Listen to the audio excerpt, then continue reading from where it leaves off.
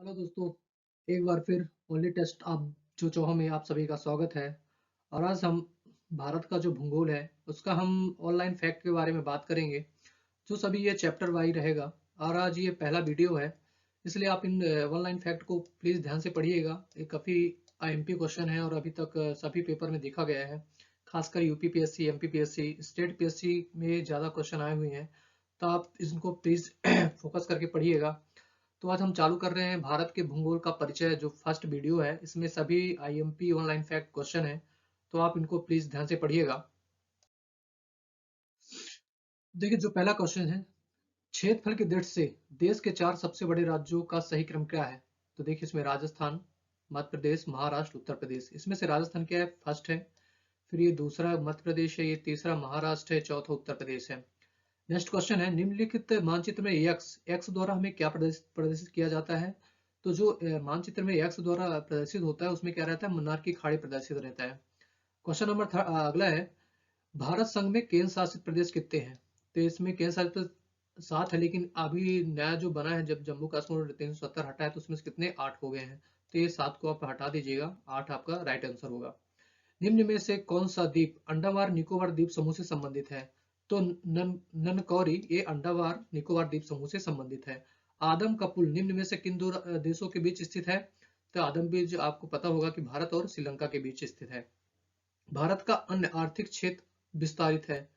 अन्य आर्थिक क्षेत्र विस्तारित है, जिसका कितना 2.0 मिलियन वर्ग किलोमीटर क्षेत्र आर्थिक क्षेत्र में विस्तृत है।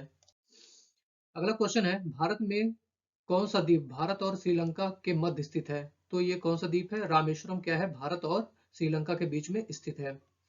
कर्क रेखा निम्नलिखित में से किस राज्य से होकर गुजरती है। तो देखिए राजस्थान, गुजरात, उड़ीसा, मध्य प्रदेश, छत्तीसगढ़, पश्चिम बंगाल, मिजोरम होते हुए 8 स्टेट्स टोटल ये कर्क रेखा गुजरती है भारत में।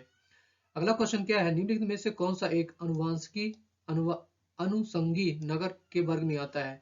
तो एर्नाकुलम क्या है, अनुसंगी नगर के वर्ग में आता है। क्षेत्रफल की दृष्टि से 3 सबसे बड़े केंद्र शासित प्रदेश आरोही क्रम में क्या है, आरोही मतलब छोटा सा बड़ा। तो अंडमान निकोबार द्वीप समूह और दिल्ली, फिर पौंडुचेरी। भारत का मानक समय रेखा कहाँ कहाँ से स्थानीय समय से दर्शाता है। तो जो भारत का मानक समय है वो इलाहाबाद को दर्शाता है, तो ये इलाहाबाद के नैनी से गुजरता है। अगला क्वेश्चन है, सर्वप्रथम इंडिया शब्द का प्रयोग भारत के किस भाषा के लिए किया गया है। तो भारत के लिए सबसे पहला जो ग्रीक भाषा का उपयोग किया गया था। अगला क्वेश्चन है, भारत में सर्वाधिक लंबी समुद्र तटीय सीमा वाला राज्य कौन सा है। तो ये गुजरात है। नवंबर 2000 में देश में गठित 3 नए राज्यों का गठन की तिथियां का सामूहिक क्रम क्या है, सही क्रम क्या है। तो देखिए, छत्तीसगढ़ क्या हुआ था, 1 नवंबर को हुआ था, ये मध्य प्रदेश से अलग हुआ था। उत्तराखंड 15 नवंबर और झारखंड 15 नवंबर। क्षेत्रफल की दृष्टि से देश का सबसे बड़ा राज्य कौन है। तो ये राजस्थान सबसे बड़ा राज्य है। मरकत द्वीप एमराल्ड आइलैंड के नाम से प्रसिद्ध कौन है। तो अंडमान निकोबार द्वीप समूह। भारतीय संघ में कुल कितने राज्य हैं। तो टोटल 28 राज्य हैं। निम्नलिखित में से कौन सा भारतीय राज्य म्यांमार देश की सीमा पर स्थित है। तो म्यांमार सीमा पर कौन सा है, त्रिपुरा स्थित है। अगला क्वेश्चन क्या है, कोचीन का जुड़वा नगर कौन सा है। तो एर्नाकुलम है। क्षेत्रफल की दृष्टि से देश के 3 सबसे छोटे राज्यों का आरोही क्रम क्या है, आरोही मतलब बड़ा से छोटा। गोवा, सिक्किम और त्रिपुरा। भारत में सली में घिरा हुआ राज्य कौन सा है। तो ये बिहार है। ये सली नहीं, स्थली है, ये स्थली है। तो भारत किस राज्य की सीमा बांग्लादेश से नहीं लगती है। तो मणिपुर से नहीं लगती है। बांग्लादेश की सीमा किससे, मणिपुर से नहीं लगती है। क्षेत्रफल की दृष्टि से 3 सबसे छोटे केंद्र शासित प्रदेश आरोही क्रम में क्या होगा। तो सबसे जो छोटा बड़ा, फिर इससे छोटा छोटा। तो लक्षद्वीप, दमन और दीप, फिर चंडीगढ़। क्षेत्रफल की दृष्टि से सबसे छोटा केंद्र शासित प्रदेश कौन सा है। तो लक्षद्वीप है।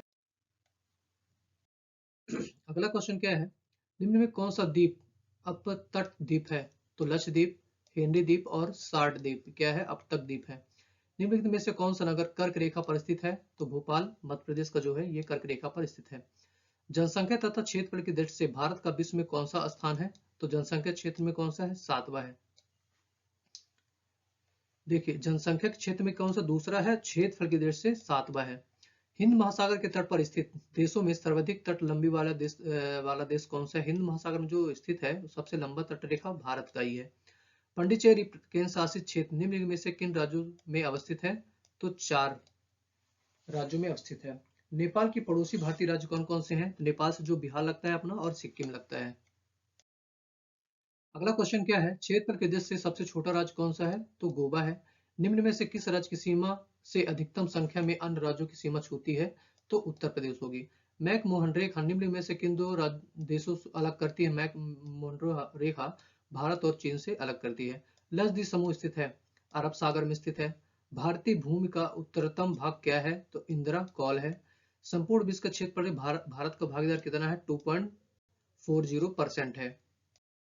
जनसंख्या की दृष्टि से भारतीय संघ का सबसे छोटा राज्य कौन सा है? तो ये सिक्किम है।